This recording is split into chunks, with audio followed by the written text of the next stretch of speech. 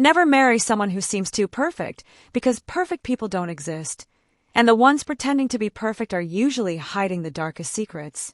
Claire Lawson learned this lesson in the most devastating way possible, and what her husband did to her will make your blood boil. Imagine being worth billions of dollars, but choosing to live like you barely have enough money for rent. That was Claire Lawson's reality in Lagos, Nigeria, where she worked as a simple intern at Lawson Industries, a massive business empire that her father had built from nothing over 30 years. Every morning, Claire would wake up in her modest apartment, put on cheap clothes from local markets, and take public transport to work alongside hundreds of other employees who had no idea they were sitting next to one of the richest young women in Africa. Claire's father, Chief Emmanuel Lawson, was a legend in Nigerian business circles. He'd started with a small trading company in the 1990s and had grown it into a conglomerate that controlled everything from oil imports to real estate development across West Africa. The Lawson name was synonymous with success, power, and incredible wealth that most people could only dream about. But Chief Lawson had raised his daughter with a simple philosophy that would shape everything about her character. Money without wisdom is just paper, and wisdom without experience is just theory. When Claire turned 22 and graduated from university with a business degree, her father made her a deal that shocked their entire family. Instead of immediately putting her in a leadership position like other wealthy families did with their children, Chief Lawson told Claire she would start at the very bottom of his company and work her way up like any other employee. She would receive no special treatment, no executive privileges, and definitely no one would know she was the boss's daughter. If she wanted to eventually run the family business, she would need to understand it from every level, starting with filing papers and making coffee for senior managers. Most of Claire's friends thought her father was crazy for making his heir work like a common employee, but Claire understood the wisdom behind his decision. She'd seen too many rich kids who couldn't manage their own allowances properly, let alone billion-dollar companies. She wanted to earn her position through merit rather than inheritance, to understand what it felt like to struggle for promotions and worry about performance reviews like everyone else in the company. So Claire created a completely fake identity for herself. She rented a small apartment in a middle-class neighborhood, bought clothes from affordable stores, and learned to navigate Lagos using public transportation instead of the family's fleet of luxury cars. She opened a basic bank account with just enough money to cover her intern's salary and living expenses, keeping her real wealth completely hidden from everyone around her. Even her closest work colleagues had no idea that the quiet, hard-working girl who shared their lunch breaks and complained about low pay was actually their future CEO.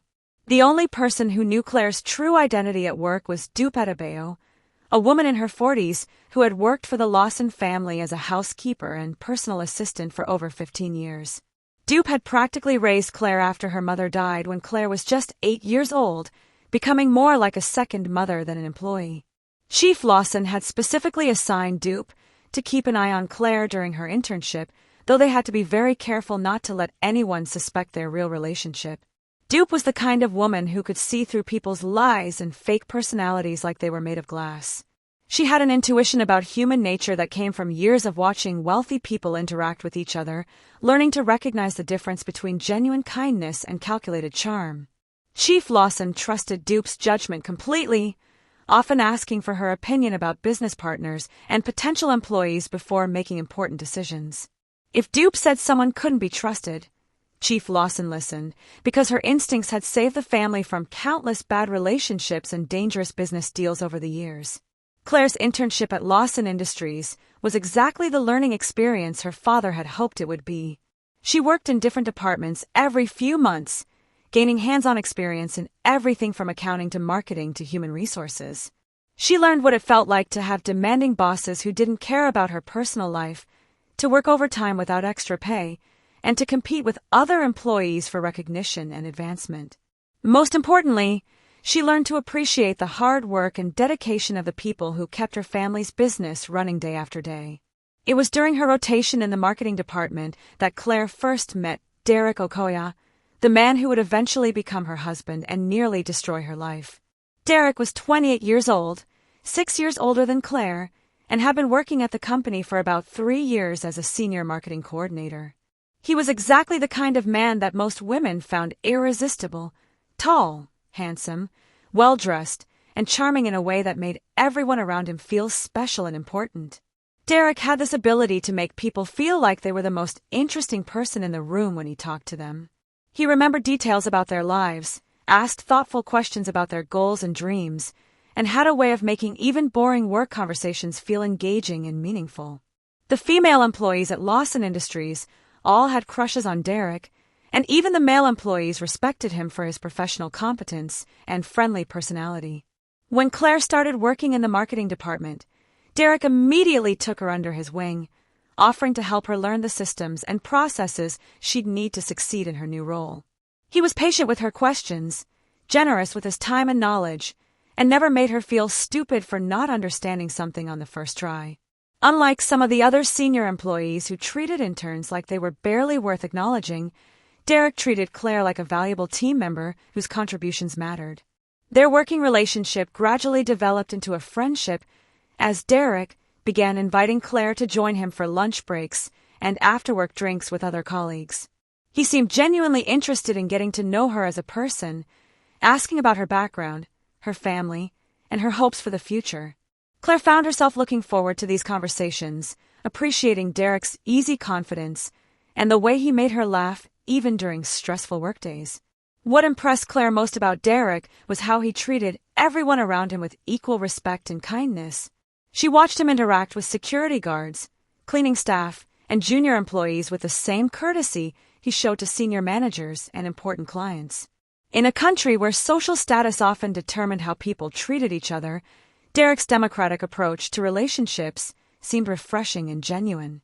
Derek's romantic interest in Claire developed slowly and naturally over the course of several months.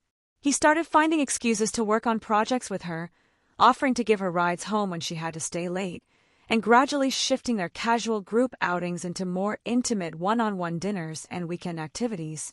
Claire found herself genuinely attracted to Derek's combination of professional competence and personal warmth, his ability to be ambitious about his career while still making time for relationships and personal connections.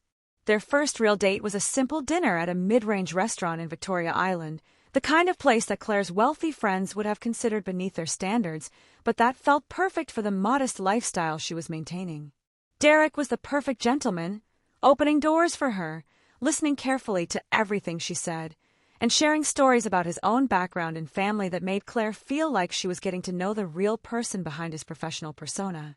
Derek told Claire that he came from a middle-class family in Abaddon, that he'd worked hard to get his university education and his position at Lawson Industries, and that he was determined to build a successful career that would allow him to support a family someday. He talked about his dreams of eventually starting his own business, his desire to travel and see the world, and his belief that the right partner could make any goal achievable. Everything he said resonated with Claire's own values and aspirations, making her feel like she'd finally met someone who understood her on a deeper level. As their relationship progressed over the following months, Derek continued to be everything Claire had ever wanted in a partner. He was supportive of her career goals, encouraging her to apply for promotions and take on challenging projects that would help her develop new skills.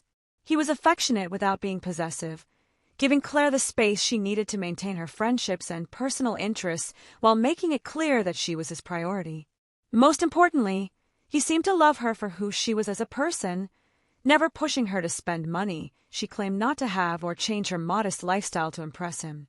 Derek's treatment of Claire was so consistently thoughtful and genuine that even Dupe, who was naturally suspicious of anyone who showed romantic interest in her surrogate daughter, began to warm up to him. Dupe had been watching Derek carefully from the beginning of his relationship with Claire, looking for signs of the gold-digging behavior that she'd seen from other men who tried to date wealthy women. But Derek never asked Claire for money, never hinted that he expected expensive gifts or luxurious dates, and never seemed disappointed by the simple pleasures they shared together. The only thing that occasionally bothered Dupe about Derek was how perfect he seemed to be. In her experience, people who appeared to have no flaws or negative qualities were usually working very hard to hide something important about their true nature. But every test she put Derek through, he passed with flying colors, treating Claire with respect and kindness even when he thought no one else was watching. After 18 months of dating, Derek proposed to Claire in the most romantic way she could have imagined. He took her to the same restaurant where they'd had their first date, waited until dessert was served, and then got down on one knee with a beautiful but modest engagement ring that he'd clearly saved up for months to afford. His proposal speech was heartfelt and personal, talking about how Claire had made him a better person and how he couldn't imagine building a future with anyone else. Claire said yes immediately, tears streaming down her face as she realized that she'd found the kind of love her parents had shared before her mother's death. Derek's joy at her acceptance was so genuine and overwhelming that everyone in the restaurant started clapping, creating one of those spontaneous moments of shared happiness that Claire would remember for the rest of her life. The ring Derek had chosen was exactly what she would have picked for herself, elegant and meaningful rather than flashy and expensive. But Claire's happiness about her engagement was complicated by the reality of her hidden identity. She knew that eventually she would have to tell Derek the truth about who she really was and what kind of family he was marrying into. The thought of revealing her wealth terrified her, not because she was ashamed of it, but because she'd seen how money changed people's behavior and motivations. She'd fallen in love with Derek precisely because he'd treated her like a normal person, and she was afraid that learning about her billions might change the dynamic of their relationship. Claire decided to wait until after they were married to reveal her true identity, reasoning that once Derek had committed to her publicly and legally, he'd be less likely to be influenced by her family's wealth.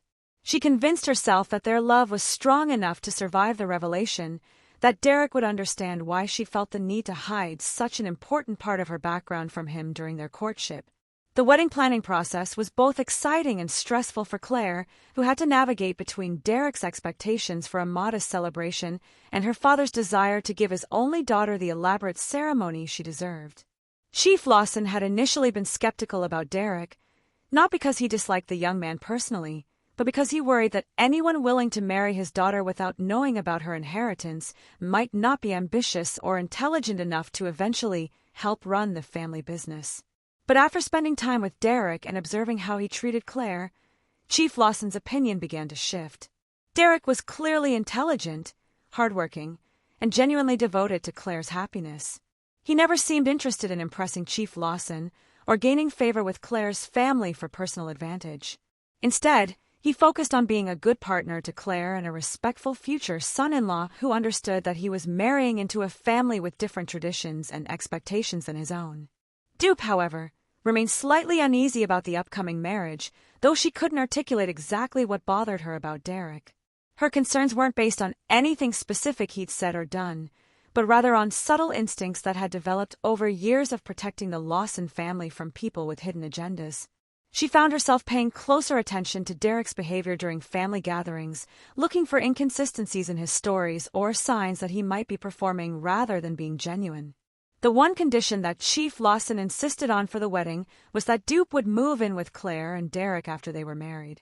He presented this as a family tradition, explaining that Dupe had been like a mother to Claire since childhood and that it was important for her to remain close to the family. Derek agreed to this arrangement without any argument, even seeming pleased that Claire would have someone familiar to help her adjust to married life. What Derek didn't know was that Chief Lawson's real reason for insisting on Dupe's presence was protection rather than tradition. He wanted someone he trusted completely to be living in the same house as his daughter, especially during the period when Claire would be most vulnerable to potential deception or manipulation. Dupe's role would be to observe Derek's behavior as a husband and report back if she noticed any red flags that might indicate he wasn't the man he appeared to be. The wedding ceremony itself was beautiful but modest, held at a small church in Lagos with about 100 guests from both families. Claire wore her mother's wedding dress, which had been carefully preserved and altered to fit her perfectly. Derek looked handsome and genuinely happy in a simple but well-tailored suit, and his vows to Claire were so heartfelt that even Chief Lawson found himself getting emotional during the ceremony. The reception was held at a nice but not extravagant hotel, with traditional Nigerian food, live music, and dancing that continued well into the night. Derek's family seemed slightly overwhelmed by the elegance of the celebration, but they were clearly trying their best to fit in with what they perceived as Claire's more sophisticated social circle.